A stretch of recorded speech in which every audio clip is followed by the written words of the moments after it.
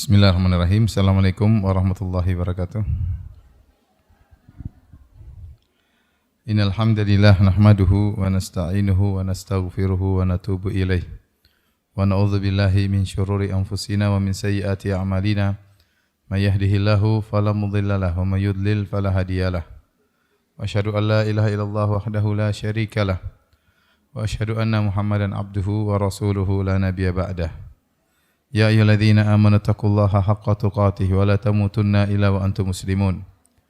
Fa inna asdaqal hadithi kitabullah wa khairal huda huda Muhammadin sallallahu alaihi wasallam. Wa syarrul umuri muhdatsatuha wa kullu muhdatsatin bid'ah wa kullu bid'atin dhalalah wa kullu dhalalatin finnar. Hadirin hadirat yang dirahmati Allah Subhanahu wa taala, alhamdulillah pada siang hari ini kita dipertemukan kembali oleh Allah Subhanahu wa taala dalam rangka menuntut ilmu, menghilangkan kejahilan kita sedikit demi sedikit. Semoga pertemuan kita diberkahi oleh Allah Subhanahu wa taala.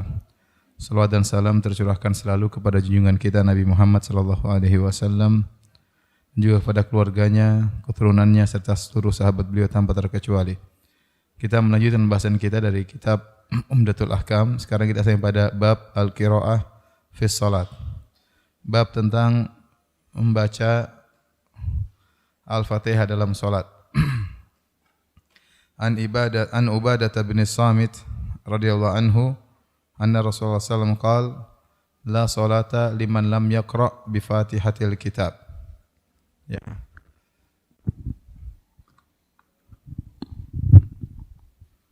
Kata Nabi sallallahu alaihi wasallam, la salata liman lam yaqra bi Fatihatil kitab. Tidak ada salat bagi orang yang tidak membaca Al-Fatihah, ya. Tidak ada salat. Artinya sama dengan salatnya tidak sah.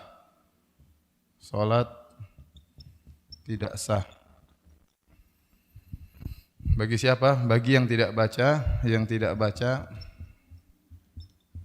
Fatihatil kitab, maksudnya Al-Fatihah. Al-Fatihah namanya banyak, di antaranya Fatihatul kitab, di antaranya Ummul kitab dan nama-nama yang lain. Di sini tidak ada salat umum, ya, mencakup, ya, salat sunnah dan salat wajib, ya.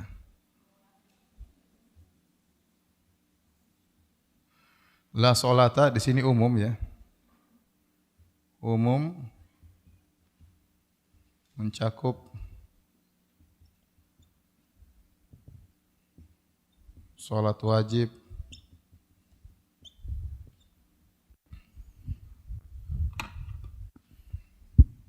salat sunnah,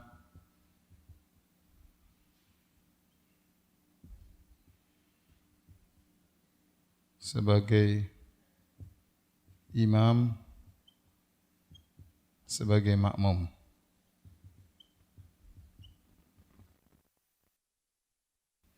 Jadi zahir hadis ini, maka baca Al-Fatihah itu wajib, baik salat wajib maupun salat sunnah, maupun sebagai imam maupun sebagai makmum, ya.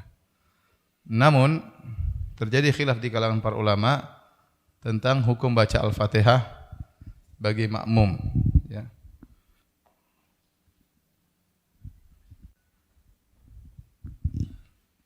Bagaimana dengan hukum baca Al-Fatihah sebagai makmum? Ada khilaf di kalangan para ulama, ya.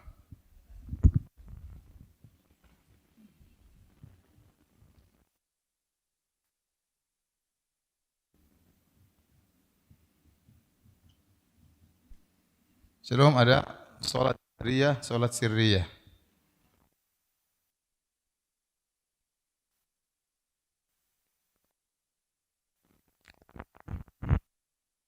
Salat jahriyah.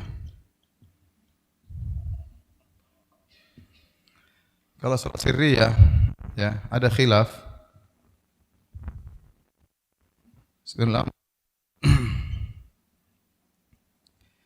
makmum wajib baca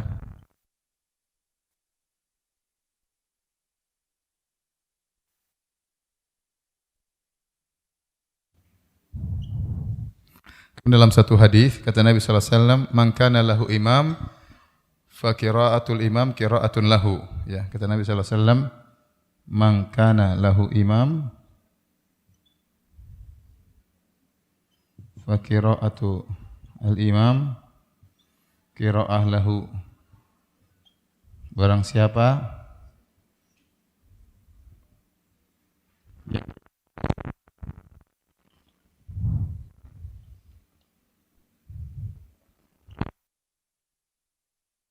bacaan imam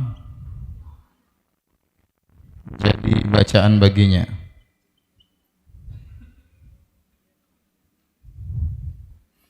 Sehingga mereka mengatakan, seorang kalau jadi makmum, mau salat sirriyah atau mau salat jahriyah, tetap aja mengatakan jangan baca di belakang imam kalian kecuali Al-Fatihah. Syekh Albani rahimahullah taala memandang hadis ini mansukh.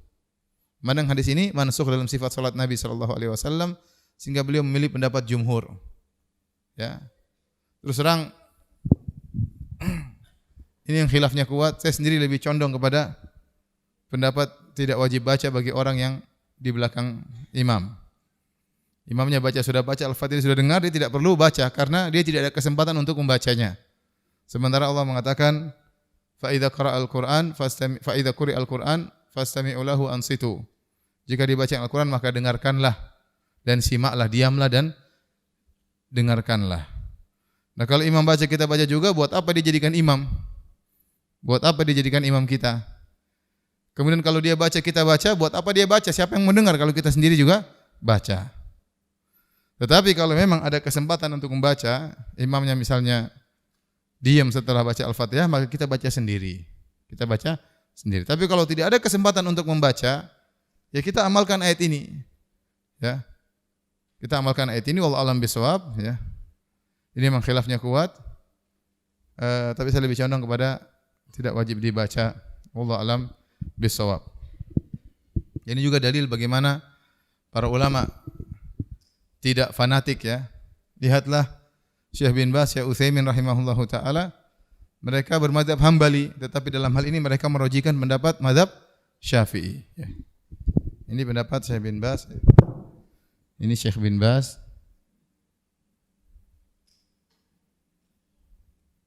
Al-Utsaimin. Ini pendapat Al-Albani. Dan jumhur ulama dipilih oleh Al-Albani rahimahullahu taala.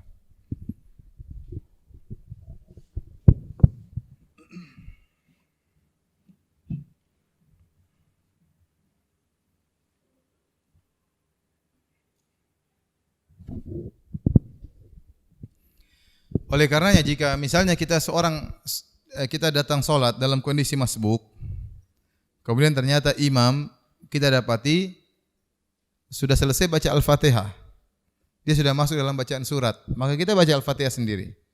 Kita baca Al-Fatihah apa? Sendiri. Kenapa? Karena kita tidak sempat mendengar apa yang dia baca, ya. Tapi kalau kita sejak awal dengar imam sudah baca Al-Fatihah dari awal, maka tidak perlu kita baca Al-Fatihah karena imam sudah mewakili kita membaca Al-Fatihah tersebut, dan Allah menyuruh kita untuk mendengarkan bacaan Al-Fatihah.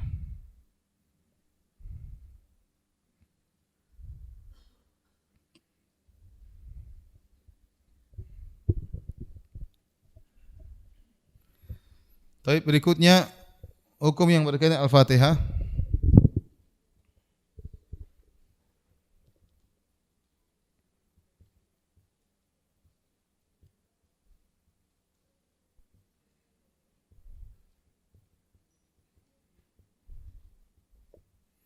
Yang pertama, Al-Fatihah wajib dibaca setiap rakaat. Setiap rakaat wajib baca Al-Fatihah. Berdasarkan hadis Al-Musi' fi sholatihi, tentang orang yang salah salat, Nabi ajarkan dia baca Al-Fatihah setiap rakaat. Kemudian kata Nabi sallallahu alaihi wasallam, "Tsumma fa'al dzalika fi sholatika kulliha." Kata Nabi sallallahu alaihi wasallam, "Tsumma fa'al dzalika fi sholatika kulliha. Kemudian lakukan itu di semua solatmu, yaitu di semua rakaatmu. Waktu dia salah solat, Nabi ajarkan, kalau kamu solat, kamu begini, kamu baca Al-Fatihah, terus kamu ruku, baca surat, ruku dan seterusnya sampai sujud. Setelah itu Nabi mengatakan, lakukanlah ini setiap dalam solatmu. Berarti Al-Fatihah wajib dibaca setiap rakaat, bukan cuma awal saja. Yang kedua, Al-Fatihah gugur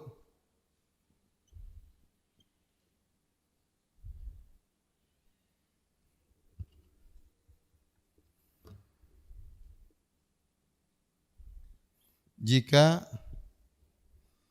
makmum masbuk dan mendapatkan ruku.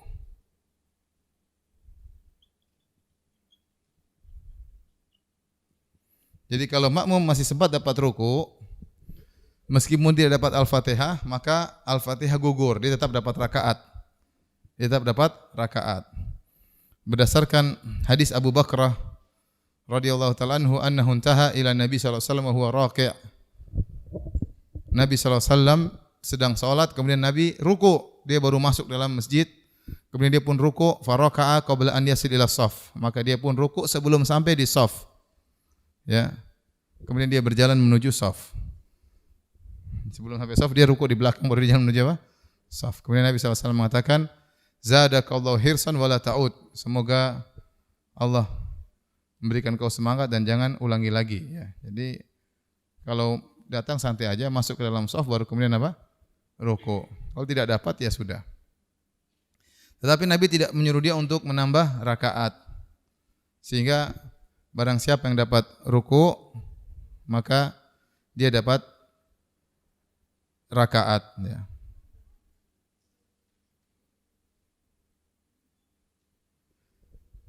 Bagaimana cara mengetahui mendapat ruku? Pokoknya seorang ruku sebelum mendengar kalimat Sami Allahu liman hamidah. Selama dia sudah berhasil ruku sebelum mendengar sa, berarti dia sah apa? Rukuknya. Tapi kalau dia baru meruku, Allah, tahu imam Sami Allah, sudah enggak dapat ruku berarti dia. Jadi ketahuannya kalau dia pas berhasil ruku sebelum dia mendengar kalimat apa? Sa. Kalau sudah dengar sa, berarti sudah enggak dapat ruku. Sudah enggak dapat ruku.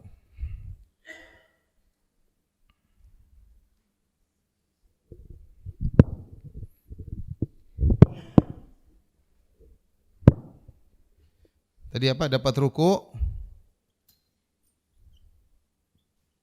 jika berhasil ruku sebelum imam bilang apa? Imam bilang Sami Allahu liman hamidah. Sudah bilang sa berarti imam sudah berpindah ke gerakan berikutnya, berarti rukunya enggak dapat. Tapi bolehkah imam kalau tahu dia lagi ruku, tahu-tahu orang pada lari-lari ingin dapat rakaat, dia perpanjang rukunya? Boleh atau tidak? Dia ruku, orang masih datang-datang lagi, nungguin sampai selesai semua. Dia mau sami Allah. Ada lagi.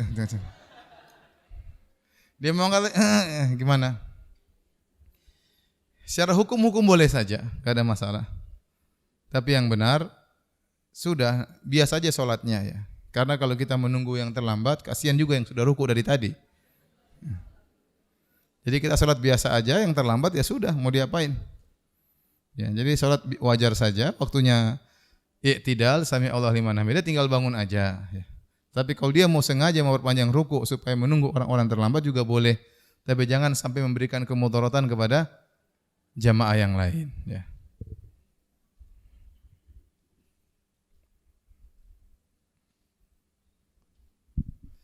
Baik, kita bilang tadi bagi masbuk yang tidak sempat dengar Al-Fatihah imam, tadi kita katakan gimana? Baca sendiri ya. baca sendiri.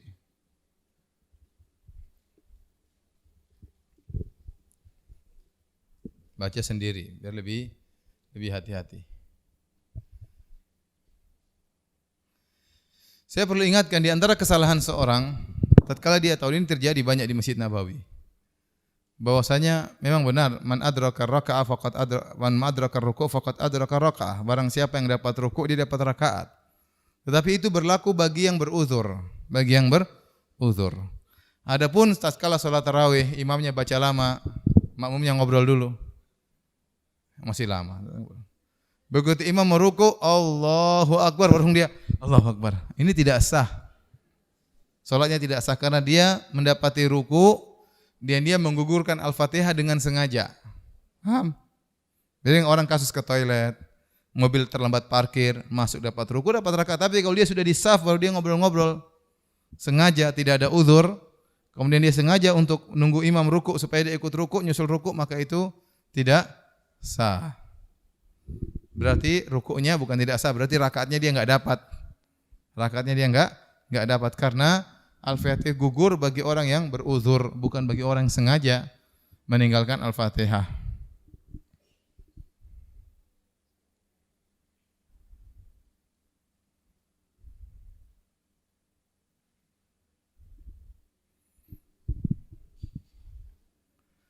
Adapun nama-nama Al-Fatihah banyak ya. Di antara nama Al-Fatihah adalah Ummul Kitab, di antaranya Ummul Quran, di antaranya surat Alhamdulillahirabbil alamin, di antara namanya salat, di antara namanya ruqyah, di antara namanya syafiyah. Itu nama-nama Al-Fatihah.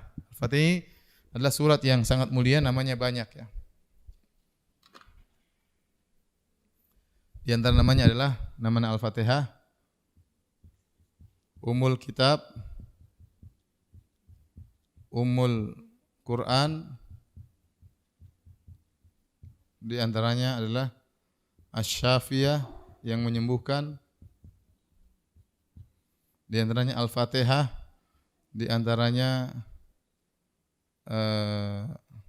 disebut juga Ruqyah, surat Ruqyah, karena dia sangat ampuh untuk apa? Meruqyah.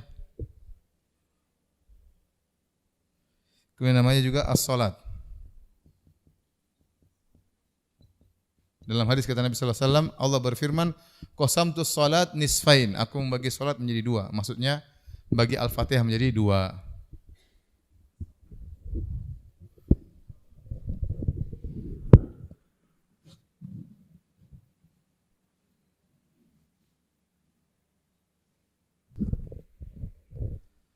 Baik, kita lanjutkan hadis berikutnya. An Abi Qatadah Al-Ansari radhiyallahu anhu. Dari sahabat Abu Qatadah radhiyallahu anhu. Qala, beliau berkata, kana Rasulullah sallallahu alaihi wasallam yaqra'u fi raq'atainil ulayain min salatil dhuhr bi Fatihatil Kitab wa suratain. Yutawwilu fil ula wa yuqassiru fil thaniyah. Adalah Nabi sallallahu alaihi wasallam membaca salat zuhur dua rakaat pertama Rasulullah baca Al-Fatihah dan surat. Al-Fatihah dan surat. Adapun rakaat pertama Rasulullah SAW panjangkan salat zuhur. Rakaat kedua lebih pendek. Wa yusmi'ul ayata ahyanan. Terkadang Nabi keraskan ayatnya sehingga para makmum mendengar. Terkadang tiba-tiba di tengah jalan dia baca ya fasabbih bihamdi rabbika wastaghfir. Kemudian dia sirkan lagi innahu kana tawwaba. Tetapi terkadang sebagian ayat dia keraskan supaya makmum tahu bahwasanya dia sedang membaca Al-Qur'an. Wa kana yaqra'u fil 'ashr bi Fatihatil Kitab wa suratain. Kemudian di salat Asar juga demikian, rakaat pertama, rakaat kedua baca Al-Fatihah dan baca surat. Wa yuqassiru fits tsaniyah. Dan memendekkan pada rakaat kedua. Wa fi rak'atain al-akhiratain bi Ummil Kitab. Adapun dua rakaat yang ketiga dan keempat cuma baca Al-Fatihah, tidak baca surat. Wa kana yutawwilu fi rak'atil ula min salati subhi wa yuqassiru fi tsaniyah. Demikian juga rakaat pertama dari salat subuh Nabi panjangkan, rakaat kedua lebih pendek. Ini dalil bahwasanya di antara adab-adab salat yaitu rakaat pertama lebih panjang daripada rakaat kedua dalam semua salat. Salat zuhur, salat asar, di sini salat subuh juga demikian. Kemudian di antara adab-adab salat rakaat pertama, rakaat kedua baca surat. Adapun rakaat ketiga dan rakaat keempat cuma membaca Al-Fatihah. Karena Abu Qatadah berkata, wa yuqassiru fi tsaniyah wa fi rak'atainil ukhrayataini bi ummil kitab. Adapun dua rakaat yang terakhir hanya baca Al-Fatihah, tidak baca surat.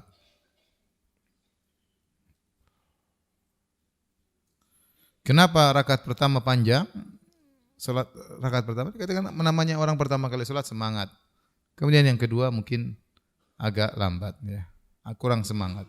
Kemudian juga kalau imam terutama rakaat pertama menunggu makmum yang terlambat datang, di antara faedahnya.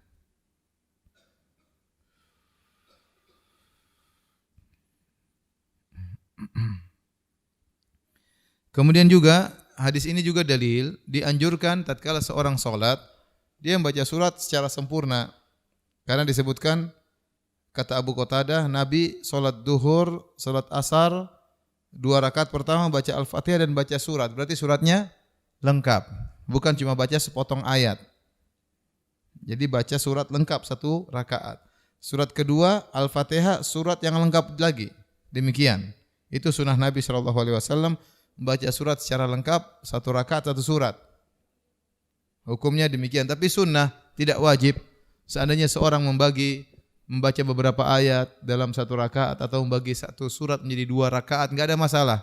Tetapi sunnahnya adalah 1 rakaat 1 surat berdasarkan hadis Abu Qatadah Al-Ansari. Kenapa boleh kita baca hanya sebagian ayat atau 1 surat dibagi 2? Karena keumuman firman Allah, faqra'u ma tayassara minal Qur'an. Bacalah yang dari Al-Qur'an yang mudah bagimu, enggak ada masalah. Bahkan 1 rakaat 1 ayat juga enggak ada masalah secara hukum, ya. Tetapi yang lebih afdal adalah 1 rakaat 1 surat. Dan Nabi SAW pernah baca 1 rakaat sepenggal ayat. Maksudnya sepenggal surat, tidak 1 surat lengkap. Seperti Rasulullah SAW pernah sholat qobliyah subuh, rakaat pertama Rasulullah baca qulu amanna billah dalam surat Al-Baqarah ayat 136. Rakaat kedua Nabi baca qul ya ahlal kitab ta'alu ila kalimatin sawa dan seterusnya, surat Ali Imran ayat 64. Nabi pernah baca dalam salat sunnah, rakaat pertama 1 ayat, rakaat kedua juga 1 ayat. Ini diperbolehkan. Nah, timbul pertanyaan, boleh enggak kita baca rakaat ketiga, rakaat keempat baca surat juga? Jawabannya, zahirnya kebiasaan Nabi SAW rakaat ketiga, rakaat keempat tidak baca surat. Tetapi apakah boleh? Boleh. Sebenarnya berpendapat boleh. Boleh kita baca rakaat ketiga, rakaat keempat juga baca surat, tapi yang lebih afdal atau kebiasaan Nabi adalah tidak membaca surat. Dalilnya apa? Dalam hadis riwayat Muslim, kata Abu Sa'id Al-Khudri radhiyallahu anhu, kunna nahrizu qiyama Rasulullah sallallahu alaihi wasallam fi dhuhri wal asr fahazarna qiyamah fi rak'atain ulayain min adh-dhuhr qadr alif lam mim as-sajdah. Kata Abu Sa'id, kami memperkirakan bacaan Nabi sallallahu alaihi wasallam tatkala salat zuhur, salat asar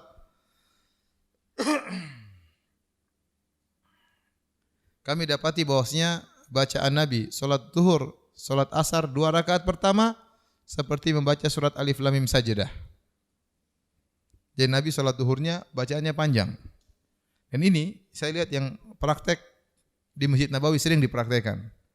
Salat zuhur panjang banget sampai kita sudah selesai kita baca surat yang lain. Dia rupanya baca surat yang panjang yang tersebut. Terutama Syekh Ali Al-Hudzaifi kalau sudah salat zuhur biasanya panjang.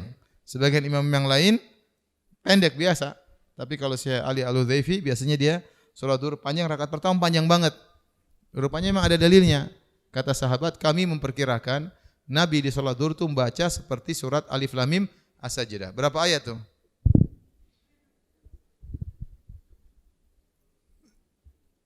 Alif Lam Mim As-Sajdah.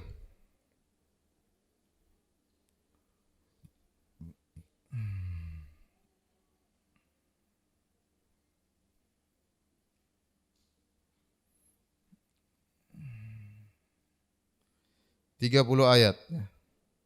1 halaman, 2 halaman, 3 halaman. 3 halaman Quran. Ya, itu cukup panjang ya. 3 halaman Quran. Sebagian imam baca salat zuhur baca Sabbih isma rabbikal a'la, sudah banyak yang dehem di belakang. Maunya salat zuhur ad-duha sama alam nashrah, asyarah atau al-insyirah. Adapun baca alif lam mim as-sajdah maka itu panjang. Kemudian kata Abu Sa'id Al-Khudri, perhatian di sini. Wa fil akhiratain qadra nismin dzalik. Adapun dua rakaat yang terakhir, baik rakaat ketiga keempat dari salat zuhur maupun rakaat ketiga dan keempat dari salat asar, maka Nabi baca setengahnya. Setengahnya kira-kira 15 ayat. Jadi rakaat pertama, rakaat kedua seperti membaca surat Alif Lam Mim Sajdah. Rakaat ketiga, rakaat keempat setengahnya, berarti kira-kira 15 ayat. Nah, 15 ayat itu berarti Al-Fatihah dan lebih daripada Al-Fatihah. Paham? Sehingga kata para ulama, ini dalil bahwasanya Nabi juga pernah membaca surat pada rakaat ketiga, rakaat keempat, diperbolehkan. Tetapi yang lebih utama kebiasaan Nabi adalah tidak membaca, sebagaimana hadis Abu Qatadah Al-Ansari radhiyallahu taala anhu.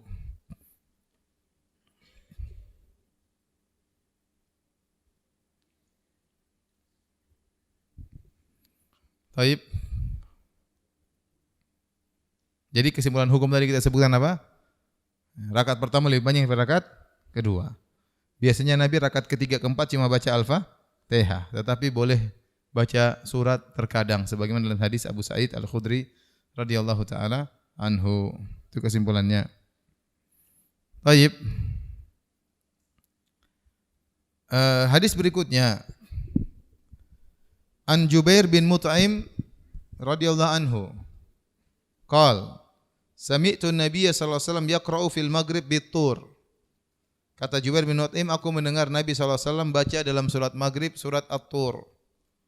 Wat-tur wa kitabim mastur fi raqim mansyur dan seterusnya. Coba lihat berapa ayat itu. Lumayan panjang itu ya. Surat maghrib. 1 halaman, 2 halaman, 2 halaman setengah. 49 ayat. Ini dia baca tatkala salat apa? Maghrib. Kalau ada sekarang imam baca salat ini salat maghrib, wah repot. Panjang nih, atur ini panjang. Baik. Ini didengar oleh Jubair bin Mut'im waktu dia masih musyrik. Waktu dia pergi ingin menebus pada tahun 2 Hijriah, menebus tawanan-tawanan perang dalam perang Badar, karena dalam perang Badar Nabi menawan 80 atau 70 orang dari orang-orang Quraisy ditawan dan 70 orang terbunuh, 70 orang ditawan. Nah, di antara 70 orang tawanan tersebut ada yang sebagian Nabi lepaskan begitu saja. Ada yang Nabi suruh jadi guru ngajarin baca tulis dan sebagian Nabi bebaskan dengan bayaran, dengan fida, dengan bayaran ya. Oleh karenanya orang-orang Quraisy yang kaya-kaya tidak dibebaskan kecuali dibayar. Nah, Jubair bin Mut'im ingin membebaskan sebagian tawanan perang dan dia adalah orang yang musyrik tatkala itu. Waktu dia sedang menuju Nabi, dia mendengar Nabi baca dalam salat maghrib wat-tur wa kitabim mastur. Padahal dia masih musyrik, tapi dia masih ingat Nabi pernah baca surat apa? Surat tersebut. Dia dengarkan, dia simak sampai halaman berikutnya, ya sampai dia simak lama berarti. Sampai pada ayat ke 35. Nabi baca am khuliqu min ghairi syai'in am humul khaliqun am khalaqus samawati wal arda bal la yuqinun. Kata Jubair bin Mut'im, qada qalbi yatir, hampir-hampir jantungku lepas mendengar ayat tersebut. Itu di antara sebab kenapa dia masuk Islam. Akhirnya dia masuk Islam belakangan, ya. Tatkala sebelum Fatu Makkah. Tetapi intinya dia waktu itu mendengar Nabi membaca salat maghrib dengan baca surat At-Tur. Nah, sunnahnya kata para ulama, salat maghrib itu dibaca dengan surat Qisar Al-Mufassal. Qisar Al-Mufassal. Salat Isya dengan Awsat Al-Mufassal. Adapun salat subuh dengan Tiwal Al-Mufassal. Ini sudah saya pernah bahas dulu. Ya. Surat-surat mufassal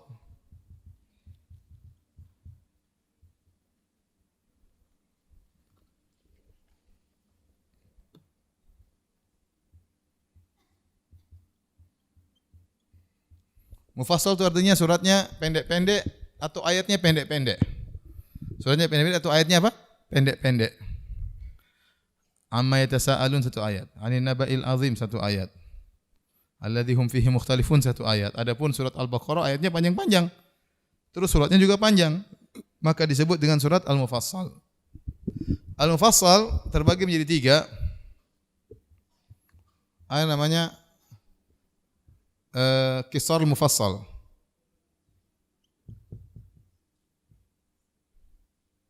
Artinya yang pendek-pendek. Dari surat Duha sampai An-Nas. Kemudian Awsatul Mufassal.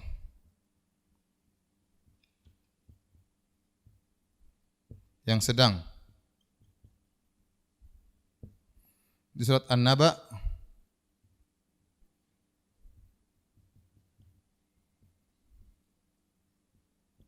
sampai Ad-Duha. Kemudian Tiwal Mufassal.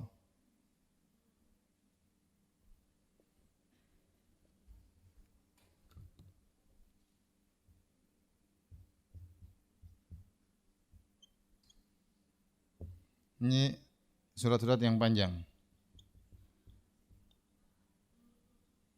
Ini dari surat Qaf sampai surat An-Naba.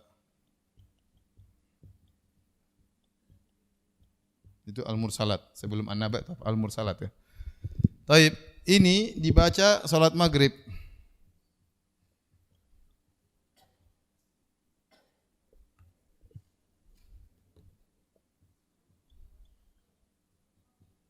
Ini dibaca salat Isya.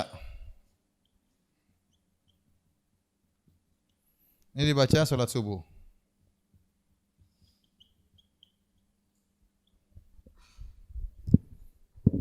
Asal salat maghrib kita baca pendek-pendek dari Ad-Duha, Alam Nasrah, terus dan seterusnya sampai An-Nas. Rakaat pertama, rakaat kedua. Untuk salat yang sedang-sedang, surat An-Naba sampai surat Ad-Duha. Ya, kita baca Wal-laili idza yaghsha, terus amma yatasaalun, abasa wa tawalla, itu salat apa? Salat Isya. Adapun salat subuh dari surat Qaf sampai surat An-Naba, sebelum surat An-Naba surat Al-Mursalat ya. Tetapi bukan berarti Nabi SAW harus begini seluruhnya, tidak. Terkadang Nabi SAW membaca di luar aturan ini, boleh. Contoh tadi dalam hadis, Nabi membaca salat maghrib surat apa? Surat At-Tur. Padahal surat At-Tur itu dari sini dia. Dari Tiwal Mufassal. Surat At-Tur adalah Tiwal Mufassal setelah surat Qaf, kemudian Az-Zariyat, kemudian surat At-Tur. Jadi dia surat ketiga dari Tiwal Mufassal. Padahal dia termasuk Tiwal Mufassal. Padahal termasuk surat Tiwal Mufassal, surat panjang. Surat Mufassal yang panjang.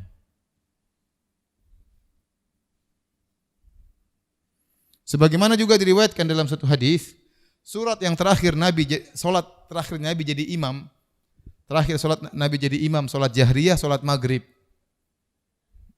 Waktu Nabi sakit keras, Nabi baca surat Wal Mursalati Urfa. Salat jahriyah terakhir Nabi adalah salat maghrib, dan Nabi baca Wal Mursalat, surat Al-Mursalat. Dan surat Al-Mursalat juga termasuk apa? Yang panjang juga, sama, termasuk yang panjang.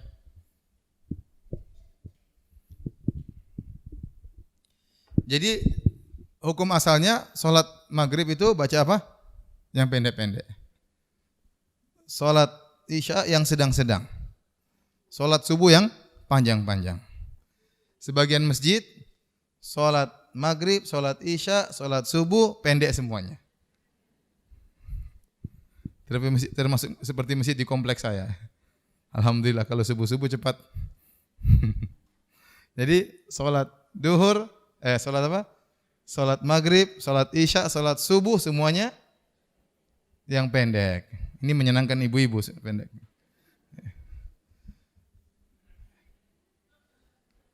Bapak-bapak juga senang ya. Ya. Tetapi sebenarnya aturannya demikian. Adapun sesekali baca surat panjang enggak mengapa. Menunjukkan akan bolehnya. Maka Nabi terkadang baca surat Al-Mursalat, Nabi pernah baca surat At-Tur. Paham ya?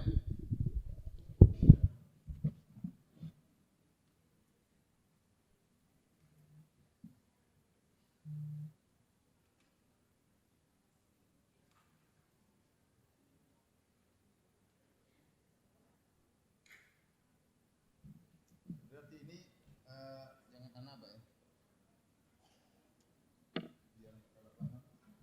Ini Al-Mursalat.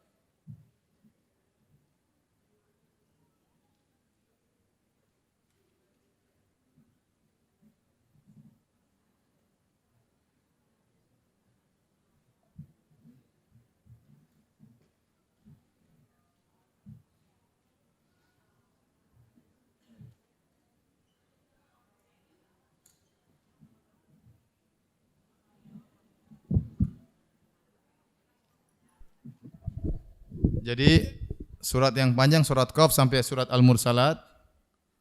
Al-Mursalat terakhir, surat terakhir dari juz ke-29. Kemudian yang Awsatul Mufassal tengah-tengah dari surat An-Naba sampai Wal-Laili Idza Yaghsha. Kemudian yang surat pendek dari Ad-Duha sampai surat An-Nas ya.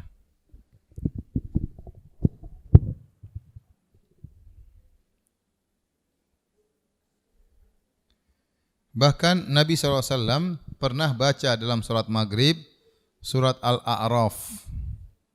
Rakaat pertama, rakaat kedua surat Al-A'raf. Lebih panjang lagi daripada Al-Mursalat. Tapi sekali-sekali. Oleh karena sebagian orang terkadang praktekan. Dia ingin jalankan sunnah, ingin baca surat Al-A'raf tatkala surat Maghrib. Tapi hendaknya kasih tahu makmum dulu. Jangan-jangan kaget. Ya. Karena surat Al-A'raf itu ada 206 ayat. Jadi kalau ibu-ibu ingin baca surat Al-A'raf dalam salat maghrib sesekali tidak apa-apa, tapi kasih tahu makmumnya dulu. Biar makmumnya cari imam yang lain. Karena kalau tiba-tiba baca Alif Lam Mim Shad terus sampai 200 ayat mungkin orang marah kali ya. 200 ayat itu panjang loh ya. Mungkin selesai pas Isya, apalagi salah-salah tengah jalan, ingat lagi. Isya baru selesai. Jadi ini dalil bahwasanya kadang kita boleh panjang, boleh pendek, terserah. Tapi secara umum, tadi kita sebutkan dalam hadis tadi disebutkan, Maghrib baca surat-surat pendek, Isya baca yang tengah-tengah, Subuh baca yang panjang-panjang. Baik.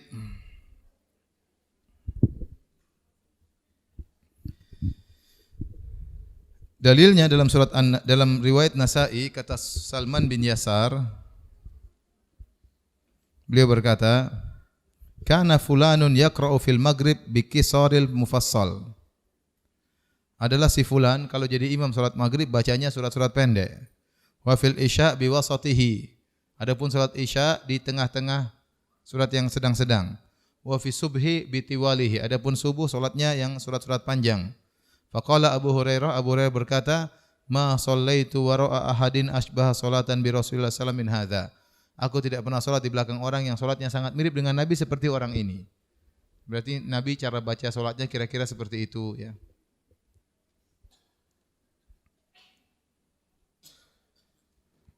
Taib, kita lanjutkan hadis berikutnya.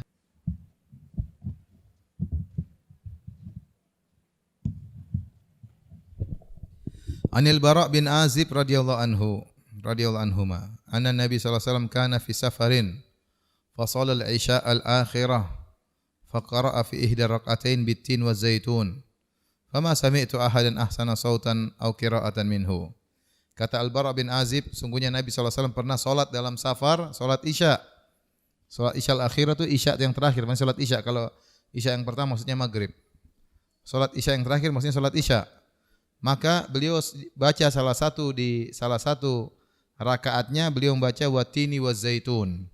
Aku tidak pernah mendengar seorang pun yang suaranya lebih indah, bacanya lebih merdu daripada Nabi sallallahu alaihi wasallam. Ini menyelisih aturan. Harusnya salat Isya itu baca surat-surat yang sedang, tetapi Nabi baca surat pendek. Tadi yang maghrib harusnya pendek, Nabi baca panjang. Sekarang yang harusnya sedang, Nabi baca surat pendek. Karena watini wa zaitun termasuk surat-surat yang pendek. Tapi kata para ulama, demikianlah Nabi SAW baca begitu karena sedang safar. Sedang safar. Namanya safar, orang ingin segera.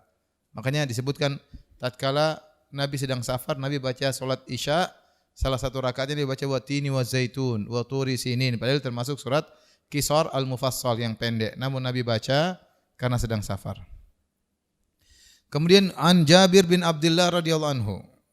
Dari Jabir bin Abdullah radhiyallahu anhuma, anna Nabi sallallahu alaihi wasallam qala li Muadz. Rasulullah pernah marah kepada Muadz.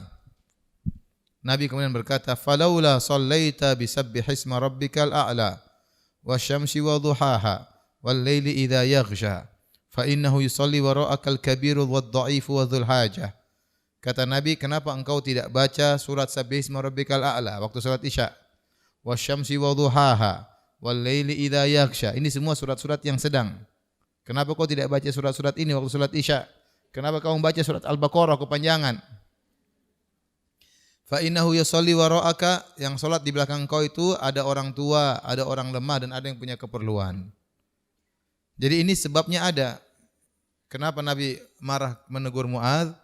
Shalla Mu'adzun bi ashabil isya'a fatawwala alaihim. Satu hari Muadz salat Isya menjadi imam dan dia panjang. Saking panjangnya fansarafa rajulun minal ansar fa shalla. Akhirnya ada seorang memisahkan diri, lanjutkan salatnya salam sendiri. Kelamaan Muadz. Fa ukhbira Muadz anhu. Maka Muadz dikasih tahu, tadi Muadz waktu kamu jadi imam ada makmum yang memisahkan diri kemudian salat sendiri. Kata Muadz, innahu munafiq. Itu orang munafik. Walamma balagha dzalika rajul. Tatkala perkataan Muadz sampai kepada orang yang tadi misahkan diri, dia pun lapor kepada Nabi sallallahu alaihi wasallam dan dia kabarkan Muadz bilang saya munafik. Padahal dia salatnya kepanjangan. Faqala lahu Nabi sallallahu alaihi wasallam, maka Nabi tegur Muadz. Kata Nabi, "Aturidu an takuna fattanan ya Muadz? Apakah kau ingin jadi pembuat fitnah wahai Muadz, buat orang lari dari masjid? Idza amamta bin nas faqra bi sabbihisma rabbikal a'la." Kalau kau jadi imam bacalah sabbihisma rabbikal a'la. Inilah surat-surat tadi yang disebut dengan awsatil mufassal. Awasitul mufassal, awasitul mufassal. Awasitul mufassal yaitu surat dari An-Naba sampai surat wal laili idza yaghsha.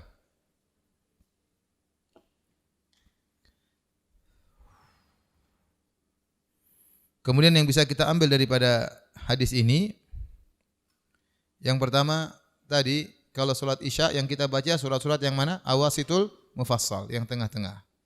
Tapi kalau sedang safar boleh kita baca pakai surat yang pendek. Kemudian yang bisa kita ambil faedah juga, seorang imam harus memperhatikan kondisi makmum. Oleh karenanya Muadz ditegur oleh Nabi bahkan dengan teguran keras, afatanun anta ya Muadz? Apa kau bikin fitnah wahai Muadz?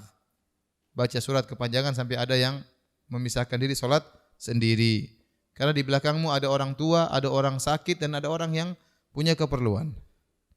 Kemudian juga dalil bahwasanya boleh seorang yang salat sunnah menjadi imam, makmumnya di belakang salat fardu. Kenapa Muadz bin Jabal ini dia salat Isya bersama Nabi di Masjid Nabawi, jadi makmum dia.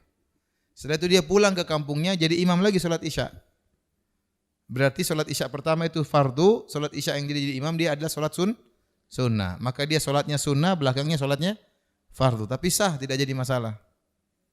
Ya, jadi tidak mengapa berbeda niat. Yang satu niatnya fardu, satu niatnya sunnah, enggak ada masalah. Bahkan imamnya niatnya sunnah, makmumnya fardu boleh sebagaimana kejadian yang dilakukan oleh Muadz terhadap kaumnya. Kemudian dianjurkan untuk memperindah suara tatkala jadi imam.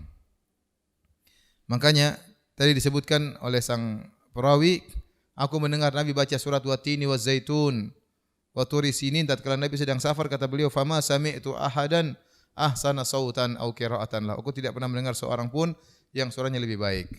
Nah, memperbagus suara ada dua model. Ini buat yang jadi imam ya. Kalau jadi makmum jangan keras-keras bacanya ya. Memperindah suara tatkala baca Quran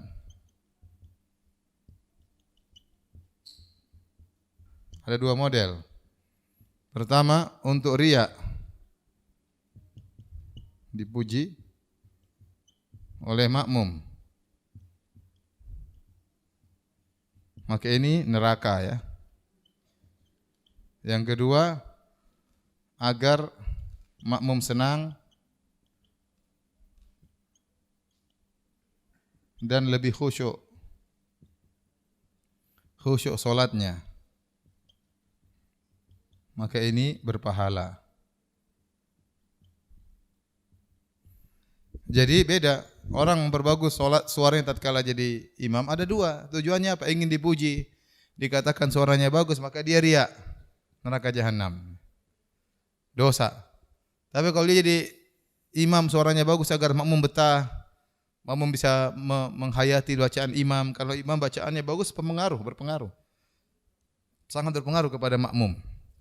Maka kalau itu berpahala. Dalilnya apa? Dalilnya hadis Abu Musa Al-Asy'ari radhiyallahu taala anhu ya. Dia pernah baca Al-Qur'an. Nabi mendengar. Nabi cerita, Abu Musa, saya dengar kau baca Quran semalam atau kapan? Kata Abu Musa, seandainya saya tahu Anda dengar bacaanku wahai Rasulullah, la habbartuhu tahbiran. Aku akan perindah bacaanku. Kata Abu Musa, kalau saya tahu kau lagi dengar, saya akan perindah bacaanku. Berarti boleh memperindah bacaan kita tatkala orang dengar, tapi bukan cari pujian. Ya, sama seperti kita bersedekah, kita menyenangkan hati orang, bukan ingin dipuji sama orang ini. Bisa tahu, bisa bedakan kan? Ada orang kasih sedekah sama orang lain, niatnya agar menyenangkan orang tersebut karena Allah, dan ada orang kasih sedekah supaya dipuji. Ini dua hal yang berbeda. Sama dengan tatkala kita baca Quran jadi imam. Kalau kita niatkan untuk dipuji oleh orang itulah riya. Tapi kalau kita niatkan agar menyenangkan hatinya, Allah suruh kita menyenangkan hati orang lain, maka kita dapat pahala. Ini pengaruh niat sangat berbahaya, tergantung mana yang kita niatkan. Salah berniat, pahala atau dosa.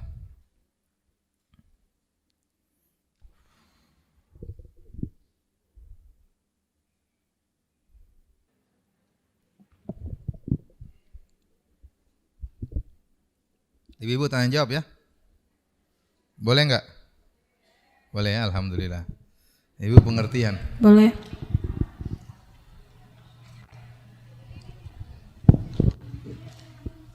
Mau tanya. Assalamualaikum warahmatullahi wabarakatuh, Ustaz. Waalaikumsalam. Afwan, tapi ini di luar tema. Saya kan pengajar TPA. Jadi di TPA itu diajarkan syair yang mengenai kidam, wujud, bako, mukhalafatu lil hawadisi dan seterusnya. Gimana Ustadz? Apakah saya ikut mengajarkan atau tidak? Tidak usah. Terus bagaimana saya menyampaikan kepada guru tersebut? Suruh hafal aja Asmaul Husna. Ada Asmaul Husna yang agak dinasyidkan, tidak apa-apa. Ada Asmaul Husna yang dinasyidkan. Kalau kita suruh hafal ya tidak jadi masalah. Anak biar tahu nama-nama Allah yang terindah. Suatu saat bermanfaat bagi mereka tatkala dijelaskan makna dari nama-nama tersebut. Sekarang mereka cukup menghafal. Susah apa qiyamuhu bi nafsi mukhalafatul lil hawadits. Nanti masuk dalam masalah-masalah itu ibaratnya ahli kalam. Ya, mukhalafatul lil hawadits itu ibaratnya ahli kalam. Ya. Wujud kidam baqa itu ibaratnya ahlul kalam, kidam itu. Kalau kita huwal awwalu wal akhiru wal zahiru wal batinu lebih bagus ya. Oleh karenanya saya sarankan diganti dengan nama-nama Asmaul Husna. Sebagian dinasyidkan ada. Kalau anak-anak biar mudah hafal tidak ada masalah. Sehingga mereka menghafal nama-nama Allah tersebut bukan untuk jadikan zikir, bukan. Tetapi mereka hafal suatu saat biar dijelaskan maknanya di kemudian hari bermanfaat bagi mereka. Jazakallah khair, Ustaz. Pertanyaan berikut, aurat wanita yaitu seluruh badan kecuali wajah dan kedua telapak tangan. Apakah bawah dagu termasuk aurat? Dan sebatas manakah dagunya harus tertutup? Ini pertanyaan berulang-ulang ya. Jadi dalam hadis bahwasanya aurat kecuali wajah dan kedua telapak tangan. Nah, apa batasan wajah? Ini tidak dijelaskan dalam syariat. Wajah itu dari sini sampai sini enggak ada. Karena tidak dijelaskan oleh syariat, maka kembali kepada urf atau kembali kepada bahasa. Demikian kaidah usul fikih menjelaskan. Jika tidak ada pembatasan atau definisi dari syariat, maka dikembalikan kepada tradisi atau bahasa. Ternyata secara bahasa namanya wajah yaitu ma yahsulu bihi atau ma tahsulu bihi al-muwajahah. Itu sesuatu yang menghasilkan terpandang, dilihat. Ibarat kalau kita di hadapan kaca, kita lihat kaca, maka itulah wajah kita yang nampak di kaca. Dari kata para ulama yaitu dari tempat tumbuhnya rambut sampai ujung dagu. Sampai ujung dagu. Adapun yang di belakang sini, tatkala kita berkaca tidak kelihatan. Ya. Tatkala kurang banyak ya. Jadi kalau kita di kaca, kita lihat kaca, yang kelihatan ya ini. Ini kelihatan atau enggak di kaca? Enggak, di belakang kelihatan. Kecuali kalau kita begini. Tapi kalau kita begini, ini tidak kelihatan di belakang kaca. Ini tidak kelihatan. Ini bagian di leher. Ya. Oleh karenanya yang boleh dibuka itulah wajah, itulah yang wajib untuk kita wudu tatkala kita mencuci wajah, bagian itulah yang wajib kita cuci sampai di dagu. Belakang sini enggak. Ibu-ibu belakang sini enggak perlu dicuci kalau cuci wajah tatkala membasuh wajah tatkala wudu. Oleh karenanya wajah itu cuma dari sini tempat tumbuh rambut sampai ujung dagu. Ini. Belakang sini ini bukan apa? Bukan wajah.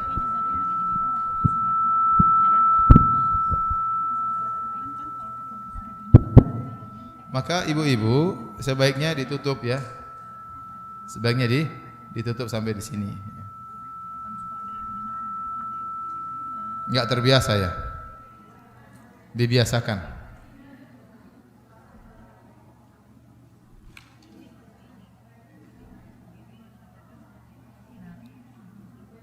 Jika kita salat jamaah karena uzur baru masuk dalam posisi sujud, apakah sudah dianggap satu rakaat salat kita atau harus ulang rakaat itu? Kalau kita masuk setelah ruku, maka tidak dianggap rakaat. Misalnya kita masuk rakaat, imam sudah i'tidal, maka sudah tidak dapat rakaat. Apalagi imam sudah sujud. Dan saya ingatkan kalau kita masuk saf, ternyata imam sudah sujud, ya udah kita langsung sujud. Jangan kita tunggu dia berdiri dulu. Rugi saya sujud nggak dapat rakaat. Jangan. Tapi kalau kita dapat dia sujud segera sujud. Karena tetap dapat berpahala. Tetap berpahala meskipun rakaatnya enggak dihitung.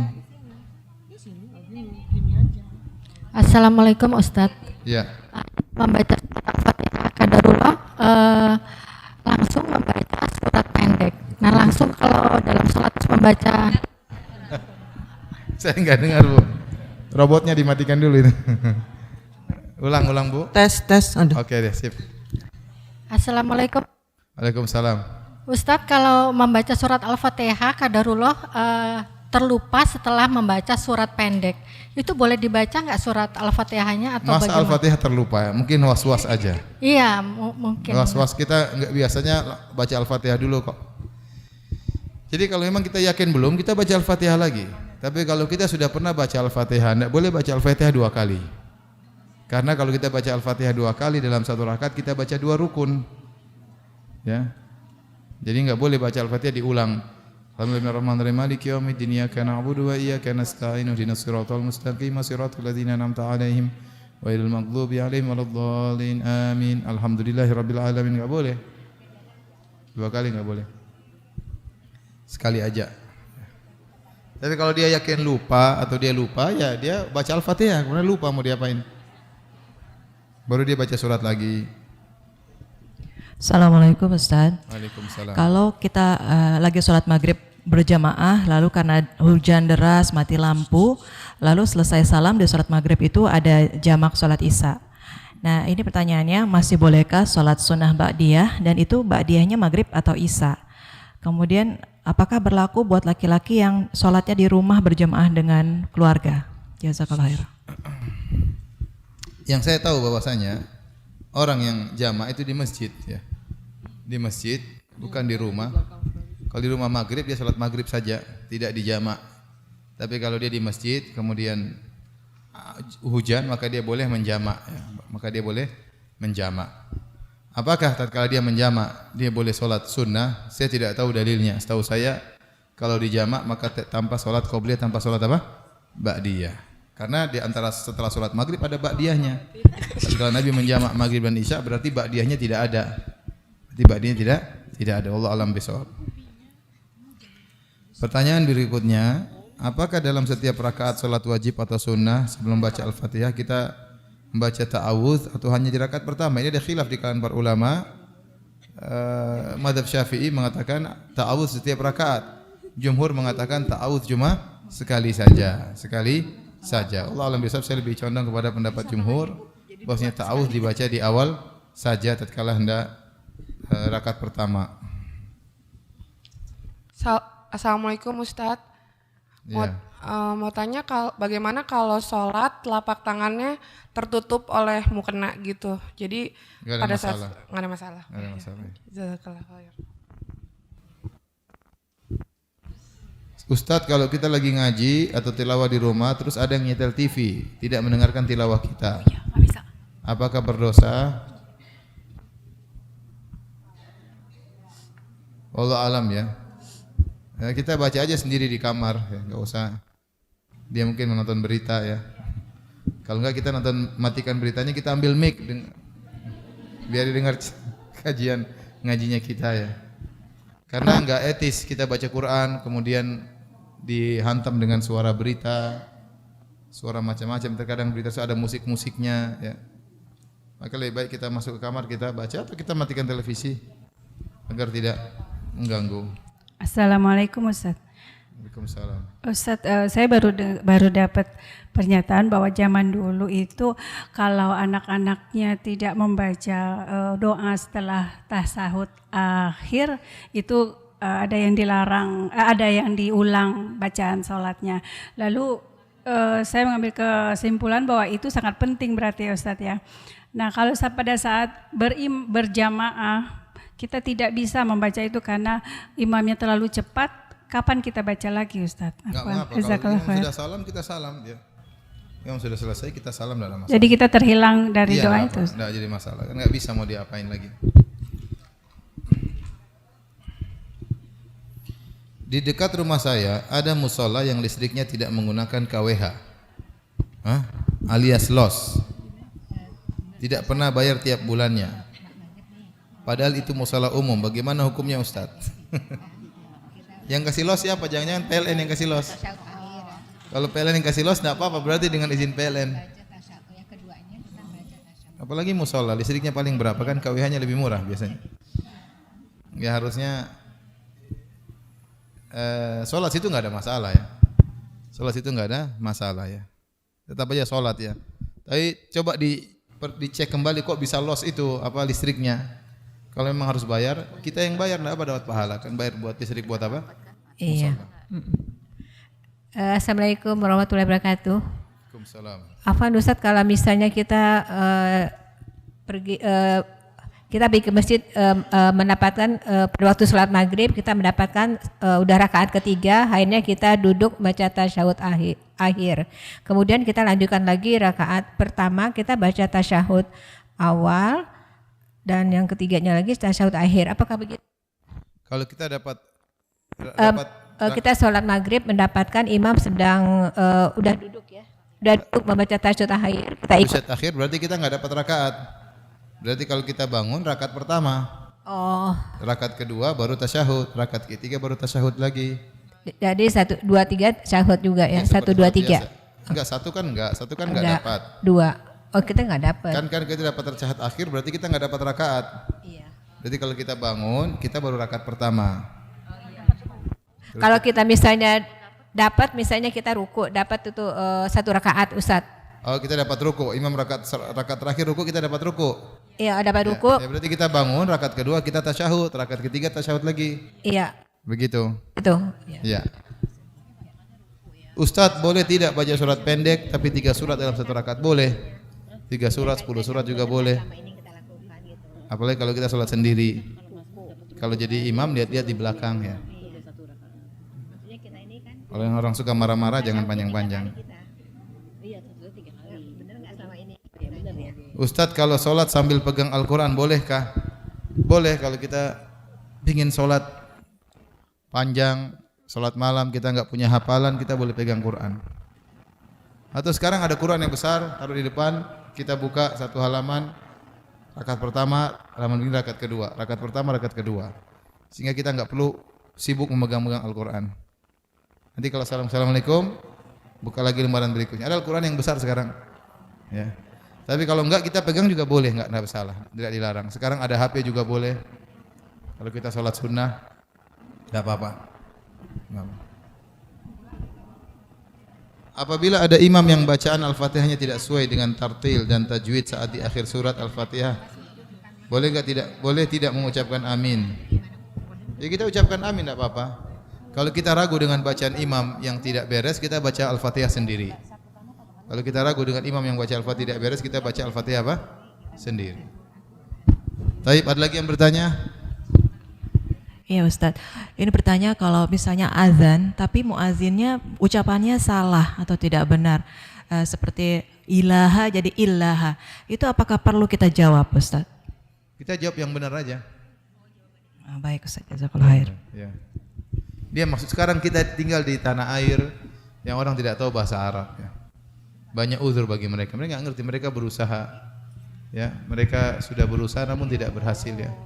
Beda kalau orang sudah tahu terus sengaja, itu baru cerita lain ya. Oh tidak tahu. Ya. Mereka orang aja kalau sholat tidak bisa baca apa-apa, dia suruh bertasbih bertakbir, tidak baca Al-Fatihah nggak apa-apa kalau belum bisa. Apalagi dia sudah berusaha baca Al-Fatihah, masih ada salah-salah. Mudah-mudahan dimaafkan. Tetapi seharusnya orang-orang yang tajwidnya enggak benar jangan pede jadi imam ya. Harus tahu diri. Rahimallahu ra'an ya'rifu qadra nafsihi. Semoga Allah merahmati orang yang tahu diri. Tapi sekarang kenyataannya begitu, banyak orang yang pede jadi imam, bacaan amburadul semuanya ya. Tapi kita bagaimana lagi? Kita mau maju nanti ribut. Kita mau ngelarang nanti bagaimana ya. Ya karena kejahilan tersebar. Seandainya pengajian di mana-mana, mereka ngerti bahwasanya imam itu kedudukan bergengsi di sisi Allah Subhanahu wa taala. Tidak sembarang orang bisa masuk maju ke depan. Kata Nabi sallallahu alaihi wasallam, ya ummukum aqra'ukum li kitabillah. Yang menjadi imam adalah yang paling pandai dalam masalah Al-Qur'an. Sampai dalam hadis Amr bin Abbasah atau Amr bin Salamah radhiyallahu taala anhu, waktu dia berumur 7 tahun atau 8 tahun. Dia dikumpulkan di kampungnya, Nabi bilang yang jadi imam yang paling banyak hafalannya. Akhirnya mereka lihat si Amr bin Salam ini yang paling banyak hafalannya. Ini jadi imam, dia masih kecil umur 7 atau 8 tahun. Terus sarung dia pendek, kalau dia sujud, dia ruku, dia sujud kelihatan pantatnya. Maka kata ibu-ibu di belakang, tolong tutup aurat imam kita ini. Hadisnya sahih. Artinya sampai karena dia yang pandai baca Al-Quran, dia yang jadi apa? Imam. Tidak melihat usia lagi. Usia itu urutan belakangan. Yang pertama lihat orang ini ahli baca Quran tidak. Untuk jadi imam, karena kemaslahatan banyak orang. Kalau bacanya enak, hafalannya banyak, orang akan banyak dapat ilmu, bacanya ganti-ganti ya. Tapi sekarang orang nekat jadi imam, masalahnya di situ ya. Senang jadi imam padahal tidak punya hafalan. Tapi ya dia tidak bisa menyalahkan mereka karena kondisi memang begitu. Kondisinya yang begitu karena tidak pernah diajarin atau tidak ngerti sehingga akhirnya nekat jadi imam. Allah alam bisawab. Assalamualaikum Ustadz. Waalaikumsalam. Ustadz, kalau kita sholat sunnah itu kita kan boleh baca Al-Quran ya Ustadz, untuk setelah Al-Fatihah. Itu kita sementara di sisi lain kita harus menghadap ke tempat sujud. Jadi gimana Ustadz? Gak apa-apa, pegang aja di depan kan. Balik kertas nggak apa-apa ya Ustadz, balik mushaf. Iya, karena itu keperluan, nggak apa-apa. Iya, pakai HP lebih enak. Pakai HP lebih apa? Apa Ustadz? HP. Oh HP. Jadi HP-nya dipegang gitu boleh Ustadz? Enggak, digantung boleh juga. Jadi boleh gitu ya Ustadz ya, anggota tangan. Jazakumullah khair Ustadz. Ya, silakan.